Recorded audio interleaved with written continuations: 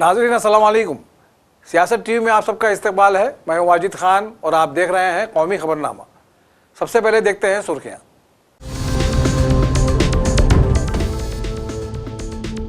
कांग्रेस की रैली में मोदी तेरी खबर खुदेगी के नारों पर पार्लियामेंट में हंगामा। किरेन रिजिजू ने कहा राहुल गांधी को माफी मांगनी होगी। राज्यसभा में नड्डा ने सोनिया गांधी से माफी का किया मुतालबा।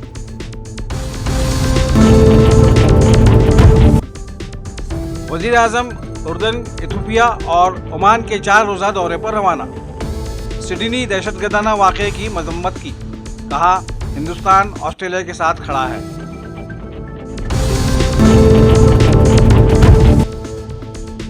सोने की कीमतों में जबरदस्त इजाफा, बाजार में जश्न, सारिफीन मायूस, रुपए की हालत भी खराब।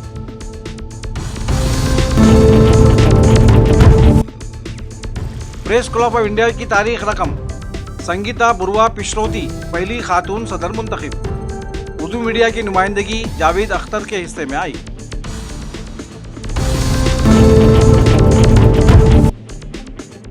और दिल्ली में गहरी धुंध से आम जिंदगी मफलूज, 40 परवाजें मनसूख, 100 से ज़ायद परवाजों में ताख़िर, ट्रेन खिदमात भी शदीद मुतासिर।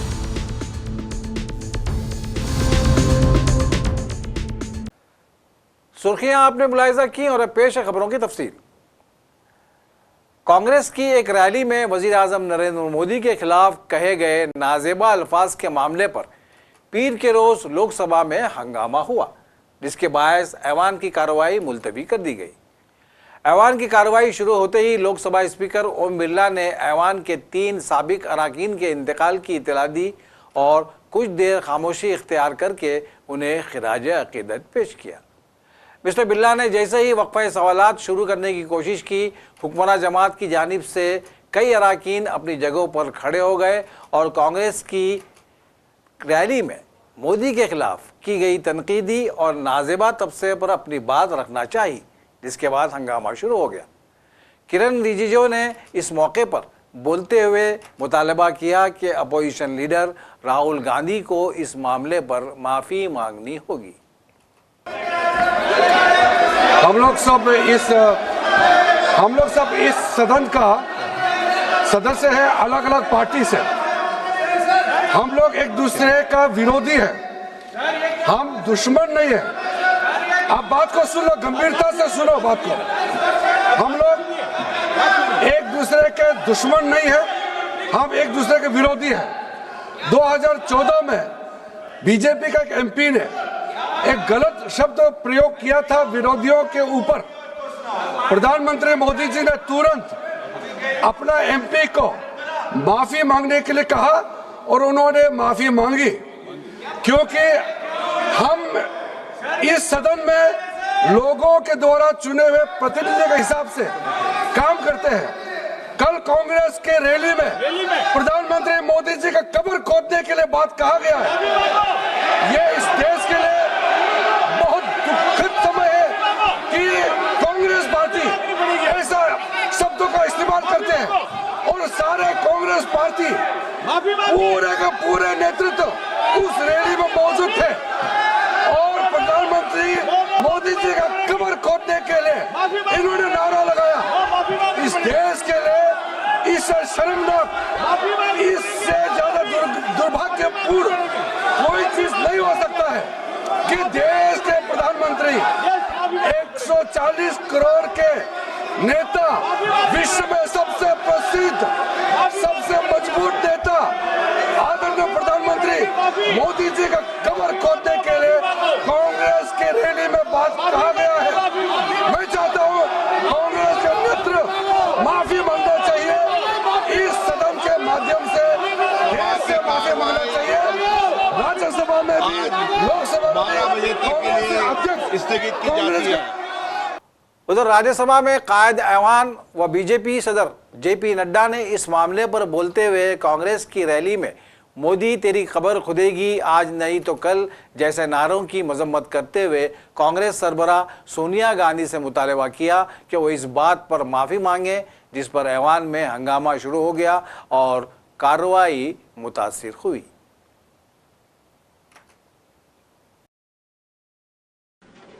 सर, बहुत ही दुख के साथ और उद्वेलित मन से मैं एक विषय को सबके सामने लाना चाहता हूं कि कल जो कांग्रेस पार्टी की रैली हुई उसमें नारे लगे, मोदी तेरी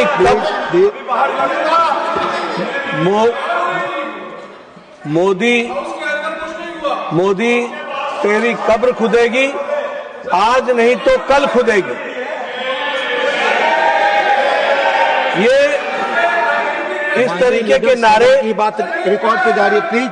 ये तरीके के नारे कांग्रेस पार्टी के सोच और मानसिकता को दर्शाता है। ये नामदारों के झंझलाहट को स्पष्ट इंगित करता है और साथ में इस तरीके की बात कहना एक प्रधानमंत्री जी के खिलाफ और मृत्यु की कामना करना, यह अपने आप में बहुत ही निंदनीय है। इसके लिए हमारे नेता प्रतिपक्ष और कांग्रेस पार्टी के नेता यहां बैठी हैं, आदरणीय सोनिया गांधी जी, इनको देश से माफी मांगनी चाहिए और देश से माफी मांगनी चाहिए और ये नामदारों की झंझलाहट है, इसको समझना चाहिए। और मैं ये भी कहना चाहूंगा कि राजनीति का स्तर कांग्रेस पार्टी ने इतना गिरा दिया है जो कल्पना के बाहर है, इसलिए इसकी मैं घोर निंदा भी करता हूं। वज़ीर-ए-आज़म नरेंद्र मोदी पीर के रोज 3 ममालिक उर्दन, इथियोपिया और अमान के 4 रोज़ा दौरे पर उर्दन के लिए रवाना हो गए। दौरे के पहले मरहले के लिए रवाना होने से कबल अपने बयान में वज़ीर-ए-आज़म ने कहा कि तीनों ममालिक के साथ हिंदुस्तान के कदीम तहजीबी ताल्लुकात के साथ साथ जामे असरी दो तरफ़ा ताल्लुकात भी हैं। वज़ीर-ए-आज़म ने कहा कि सबसे पहले वो शाह अब्दुल्ला दुअम इब्नुल हसन की दावत पर उर्दन जाएंगे। उन्होंने कहा कि ये तारीख़ी दौरा दोनों ममालिक के दरमियान सिफारती ताल्लुकात के क़याम के 75 बरस मुकम्मल होने की अलामत होगा। मोदी शाह अब्दुल्ला दुअम इब्नुल हुसैन और उर्दन के वज़ीर आज़म जाफ़र हसन के साथ तफसीली बातचीत करेंगे और उनकी वली अहद शहज़ादा अल हुसैन बिन अब्दुल्ला दुअम से भी मुलाकात मुतवक्को है। इथियोपिया के दौरे के सिलसिले में इथियोपिया के सफ़ीर बराए हिंद अनिल कुमार राय ने तफसीलात फराहम की। On the invitation of Dr. Abiy Ahmed, Prime Minister of Ethiopia, Modi ji is visiting Ethiopia on 16th and 17th of December, and this visit is going to discuss on the entire gamut of relationship between both the countries, and we during the visit the both leaders will also review the issues which are related to regional and international issues. So, how does this visit aim in strengthening the long-standing diplomatic relations between India and Ethiopia? India and Ethiopia are two civilizational countries, and we have very long-standing, deep and friendly relationship. This visit is taking place on the 15th year of for last 15 years no Prime Minister from India has visited this place. So this is a very historic moment for us, and we see that there are a big and rich agenda on which the discussions will take place. It will strengthen the cooperation at the bilateral level. Both the countries are members of BRICS, and we are very important partners when it comes to cooperating on international issues such as UN reforms, regional issues, and also there are agendas which we discuss at the regional level, particularly at the level of BRICS. So India is going to be the chair of BRICS in 2026, Ethiopia being an important member, so all those issues will come up during the discussions. So are there any key agreements or MOUs expected to be signed during the visit? We are under discussion on multiple sectors. and we expect that there will be a good outcome of this visit, which will be conveyed to the media on 16th evening. वज़ीर-ए-आज़म नरेंद्र मोदी ने गैर मुल्की दौरे पर रवानगी से कबल Sydney में गुज़िश्ता रोज़ यहूदियों के त्यौहार के मौके पर पेश आए दहशतगर्दाना वाक़े की सख्त मजम्मत की। मोदी ने कहा कि हिंदुस्तान दहशतगर्दी के सख्त खिलाफ है और दुनिया में किसी भी किस्म की दहशतगर्दी की मजम्मत करता है। उन्होंने कहा कि इस वाक़े के खिलाफ हिंदुस्तान ऑस्ट्रेलिया के साथ खड़ा है। वज़ीर ख़ारजा एस जयशंकर ने भी इस वाक़े की मजम्मत की है। कांग्रेस की इतवार को दिल्ली के रामलीला मैदान में मुनाकिदा रैली में राजस्थान से आई कांग्रेस की रुकन मंजू मीना भी मौजूद थी। उन्होंने कहा कि उन्होंने भी मोदी तेरी कब्र खुदेगी का नारा लगाया है और उनका कहना था कि इस तरह का नारा लगाने पर उन्हें कोई अफसोस नहीं है। जनता में कितना आक्रोश है वोट चोरी को लेकर, और आज यहाँ जनता ने जो पूरे भारत के कोने से जनता आई है और इन्होंने साबित कर दिया है कि वोट चोरी के सब खिलाफ हैं। इन्होंने वोट चोरी करके जो ये सरकारें बनाई हैं, और निर्वाचन आयोग भी इनके कहने के अनुसार चल रहा है। नहीं, निर्वाचन आयोग स्वतंत्र है, उसका खुद का डिसीजन लेने का पावर होता है, लेकिन वो सरकार के इशारों पे चल रहा है। लेकिन प्रधानमंत्री के लिए ये कहना कि मोदी तेरी कब्र खुदेगी, ये तो सीधे सीधे एक तरीके से राजनीतिक जो परंपरा है, जो रिवाज है, जो कल्चर है, उसके अगेंस्ट है। कल्चर के अगेंस्ट इसलिए कि देखो, वो न रोजगार पर बोलते हैं, न युवाओं पर बोलते हैं, न महिलाओं पर, न किसानों पर। वो मुद्दों से भटकाते हैं। आज तक उन्होंने कोई रोजगार लाए हों या युवाओं के लिए कोई भर्तियां, कोई सरकार के कामकाज से नाखुश है। आज हमारे राजस्थान में उन्होंने भजन लाल जी को पर्ची सरकार के द्वारा भेजा, और अब वो दिल्ली जाते हैं और आते हैं। 2 सालों में उन्होंने दिल्ली आने जाने का ही काम किया है, अपनी सीट बचाने का ही काम किया है। मोदी के लिए तो मैंने ये कहा था, भाई मोदी तेरी कब्र खुदेगी, आज नहीं तो कल खुदेगी। कायम है। हाँ, बीजेपी तो आलोचना करेगी इस बयान पर। अब आलोचना तो देखो, उनका काम है आलोचना करने का, हमारा काम है सच्चाई को सामने लाने का, जनता के सामने लाने का। आज ही राहुल जी ने तो सच्चाई सामने लाई है जनता के सामने, जो वोट चोरी हुई है और जनता ने माना है। इसलिए तो जनता भारत के कोने से आई है यहाँ पे। इसी मंच पे आपने कहा था? इसी मंच पे मैंने कहा है। वो एग्जैक्टली किस संदर्भ में आपने कहा था? इस संदर्भ में किया है कि लोकतंत्र में इस संविधान में हमें वोट डालने का अधिकार मिला है संविधान की वजह से, और जब हमारे वोटों की चोरी होने लग जाए और सरकार बीजेपी अपनी सरकारें बनाने लग जाए। ये क्या एक नारा है क्या जो आपने बोला? ये नारा ही है हमारा। तो ये कैसे आप लोग इसका उच्चारण करती हैं? उच्चारण इसलिए करते हैं, आज जो देश में हालात हो रहे हैं, संविधान, इस लोकतंत्र में संविधान को बहुत ऊंचा दर्जा दिया गया। कैसे बोलती हैं आप लोग? भाई मोदी तेरी कब्र खुदेगी, आज नहीं तो कल खुदेगी, यानी वोट चोर गद्दी छोड़, इस स्लोगन के द्वारा बोला जाता है। लेकिन बीजेपी इस चीज को काफी एग्रेसिवली लेगी कि ये प्रधानमंत्री के खिलाफ अपमानजनक बात है। अब अग्रेसिव ले, कुछ भी ले, जो जनता में माहौल इन्होंने पैदा कर रखा है इतने सालों से, उसका जवाब तो दे धरातल पर आकर। मैं कायम हूँ अपने बयानों पर। कोई पछतावा, कोई मलाल नहीं है, कोई मदावा नहीं है मुझे तो। नहीं, कोई माफी नहीं। मैं किस बात की माफी मांगू? परेशान है हम इनसे। हम एक महिला है। आज इन्होंने महिलाओं के लिए क्या किया है? कुछ भी नहीं किया, ढकोसलेबाजियां करती है बस। घरेलू फ्यूचर मार्केट में सोने की कीमतों में पीर के रोज इजाफा देखा गया, जिसके बाद हिंदुस्तानी बाजारों में एक बार फिर रौनक बहाल होती नजर आई है। हालांकि सोना खरीदने की सोच रहे सार्फिन को कुछ हद तक मायूसी भी हुई है। मल्टी कमोडिटी एक्सचेंज पर 5 फरवरी को ख़त्म होने वाला गोल्ड फ्यूचर वादा पीर के रोज़ 1,34,204 रुपये फ़ी 10 ग्राम पर खुला। इसके आखिरी कारोबारी दिन MCX पर सोना 1,33,622 रुपये फ़ी 10 ग्राम कारोबार करके बंद हुआ। MCX गोल्ड शुरुआती कारोबार में 1,34,000 रुपये फ़ी 10 ग्राम की बुलंद तरीन सतह पर पहुंच गया था। इंटरबैंक बाजार में पीर के रोज रुपया कमजोर होकर नई निचली सतह तक लुढ़क गया। इत्तलात के मुताबिक आज रुपया 3.5 पैसे की गिरावट के साथ 90.3 फी डॉलर पर खुला और फिसलते हुए 90 रुपये 65 पैसे फी डॉलर की तारीखी निचली सतह तक कमज़ोर हो गया। गुज़िश्ता चंद दिनों से रुपया मुसलसल दबाव में है और इसके नीचे की जानिब जाने का सिलसिला जारी है। प्रेस क्लब ऑफ इंडिया ने इतवार के रोज़ संगीता बुरवा पिशरोती को अपनी पहली खातून सदर मुंतखब करके तारीख रकम की। ये इंतखाब क्लब के सफ़र में सिनफी नुमाइंदगी और जामे क़यादत की सिमत एक अहम संग मील करार दिया जा रहा है। 13 दिसंबर को मुनाकिदा इंतखाबात में पिछड़ोती की क़यादत में पैनल ने तमाम ओहदेदार और मैनेजिंग कमेटी की नशिस्तें जीत कर 0-21 की शानदार कामयाबी हासिल की। इस बार उर्दू मीडिया की नुमाइंदगी जावेद अख्तर के हिस्से में आई, जो German news agency DW Urdu के एडिटर हैं। नताइज के ऐलान के बाद संगीता बिरवा पिछड़ोती ने कहा कि ये इंतखाब प्रेस क्लब ऑफ इंडिया के अरकान के उनके पैनल के विजन और आज़ाद, मुनसिफाना और ज़िम्मेदार सहाफ़त की अक़दार से वाबस्तगी पर इज्तिमाई एतमाद का मज़हर है।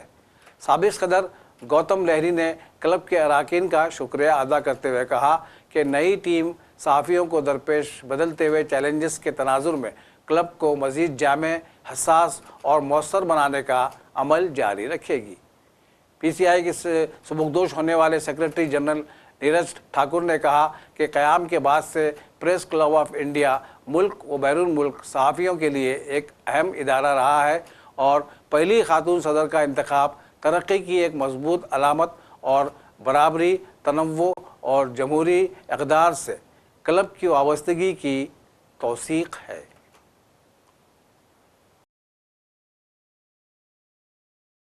दिल्ली NCR में आलूदगी ने लोगों का बुरा हाल कर रखा है।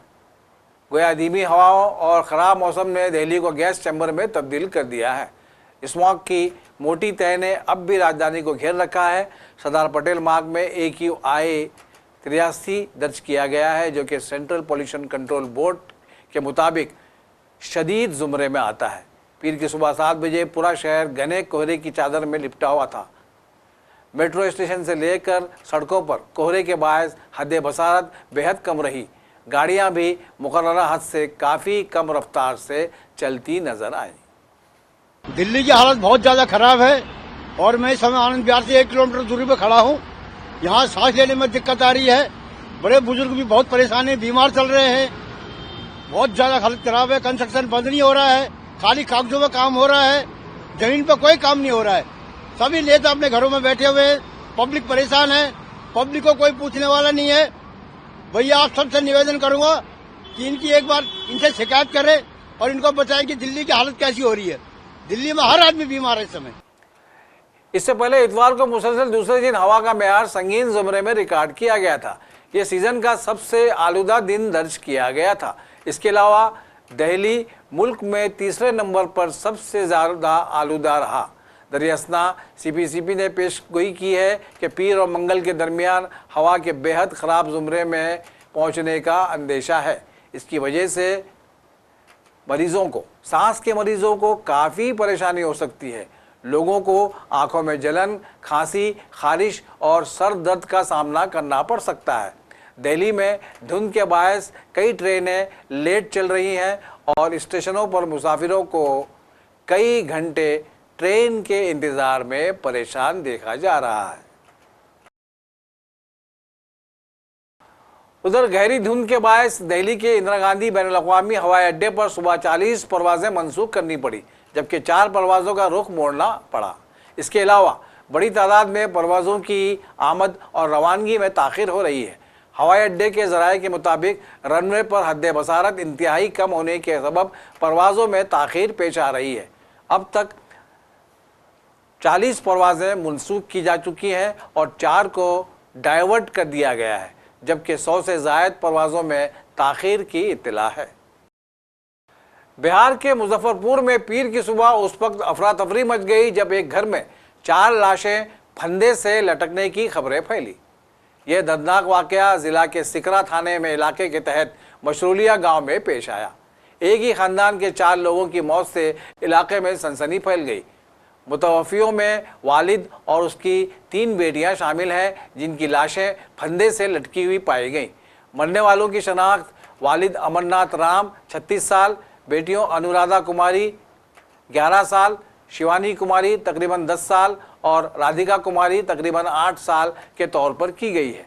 बताया जाता है कि अमरनाथ राम ने अपने 2 बेटों शिवम 6 साल और चंदन तकरीबन 4 साल को भी फांसी पर लटका दिया, लेकिन वो बच गए। उनके शोर मचाने के बाद गांव के लोग जमा हो गए। बॉलीवुड स्टार रणवीर सिंह की फिल्म धुरंधर ने हिंदुस्तानी बाजार में 350 करोड़ रुपए से ज़ायद की कमाई कर ली है। धुरंधर में रणवीर सिंह के साथ अक्षय खन्ना, संजय दत्त, माधवन और अर्जुन रामपाल ने भी अहम रोल अदा किए हैं। ये एक हाई एक्शन थ्रिलर है जिसकी तहरीर और हिदायतकारी आदित्य धर ने की है, जबकि इसके फिल्मसाज ज्योति देशपांडे और लोकेश धर हैं। जियो स्टार स्टूडियोज की पेशकश 6-2 स्टूडियोज के प्रोडक्शन और सारेगामा के इश्तराक से बनी फिल्म धुरंधर हिंदुस्तान में तकरीबन 5000 स्क्रीन्स पर रिलीज की गई है। फिल्म को नाक़िदीन और नाजरीन दोनों की जानिब से शानदार रद्द-ए-अमल मिल रहा है। गो के फिल्म की कहानी और किरदारों को लेकर फिल्म को सख्त तनकीद का भी सामना है। बॉलीवुड के मुमताज़ अदाकार रघुवीर यादव बुनियादी तौर पर थिएटर के अदाकार रहे हैं और उन्होंने थिएटर की रिवायत को जिंदा रखने के लिए फिर से प्लेज करना शुरू कर दिए हैं। उन्होंने हाल ही में यह फैसला किया है।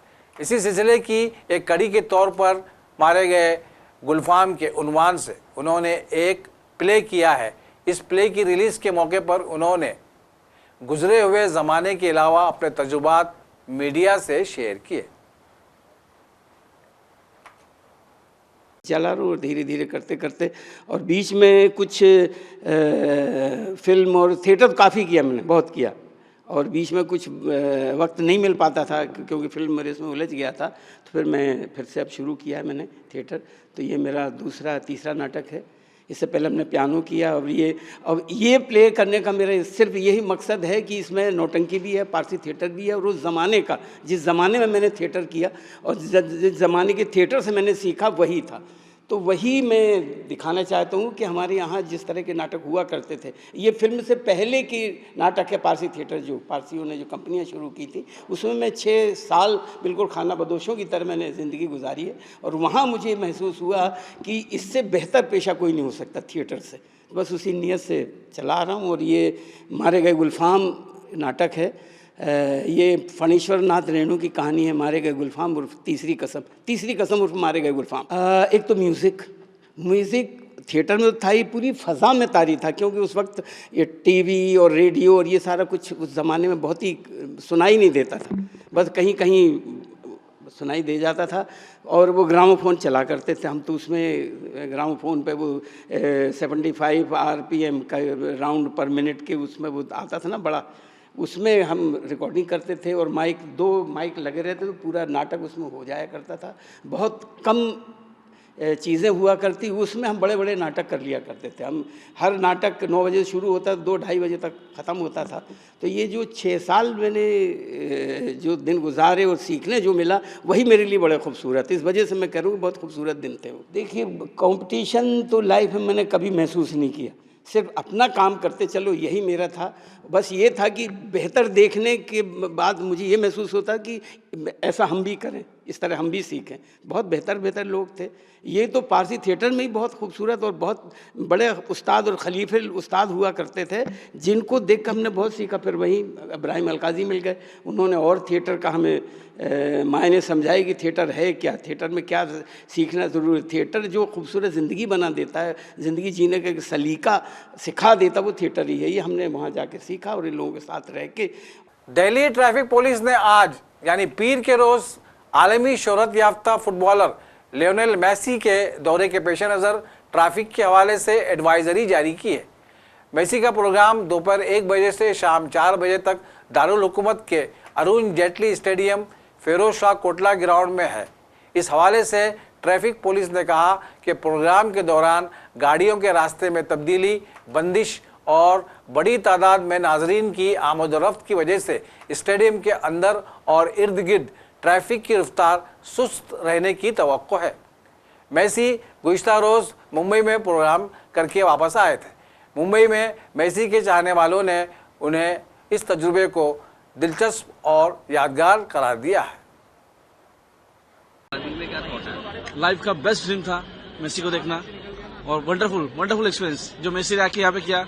कोलकाता इवेंट छोड़ दो, बट ये इवेंट बेस्ट इवेंट हुआ है। मुंबई का इवेंट बेस्ट इवेंट, और मेसी ने सबके पास जाके सबका हाई किया है। तो ये इवेंट मुझे बहुत अच्छा लगा।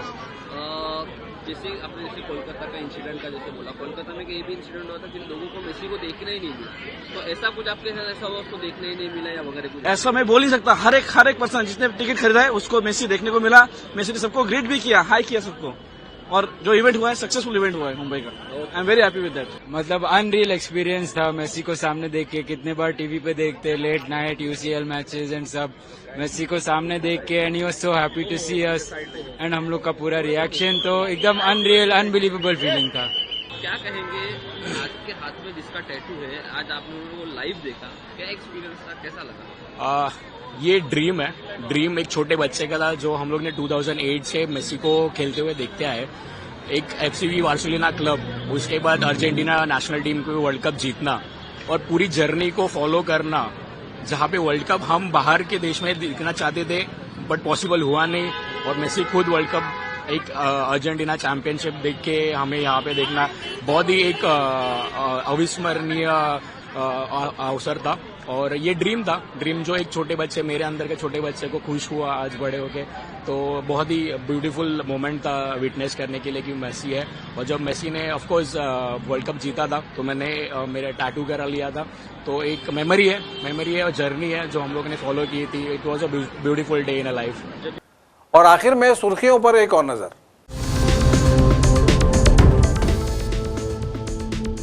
कांग्रेस की रैली में मोदी तेरी खबर खुदेगी के नारों पर पार्लियामेंट में हंगामा।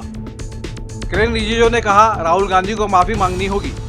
राज्यसभा में नड्डा ने सोनिया गांधी से माफी का किया मुतालिबा।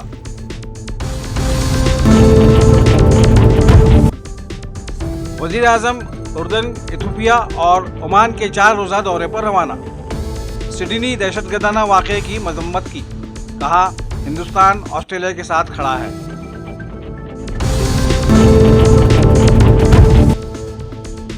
सोने की कीमतों में जबरदस्त इजाफा, बाजार में जश्न, सारिफीन मायूस, रुपए की हालत भी खराब।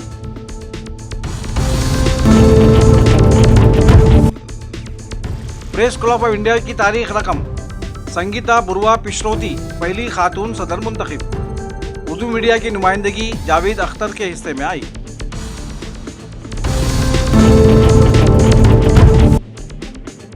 और दिल्ली में गहरी धुंध से आम जिंदगी मफलूज, 40 परवाजें मनसूख, 100 से ज़ायद परवाजों में ताख़िर, ट्रेन खिदमात भी शदीद मुतासिर।